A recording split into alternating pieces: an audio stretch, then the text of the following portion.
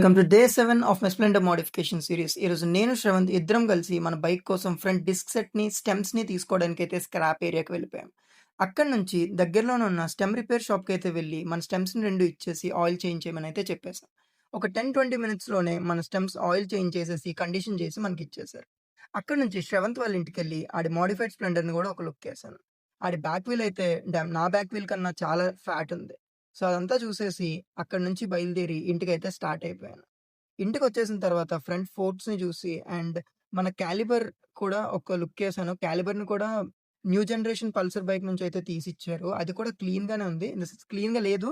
Clean చేస్తాం. Clean చేసి ఫైనల్‌గా అయితే బా చేస్తాం. ఇవన్నీ యూజ్డ్ పార్ట్స్ కాబట్టి ఇలానే ఉన్నాయి.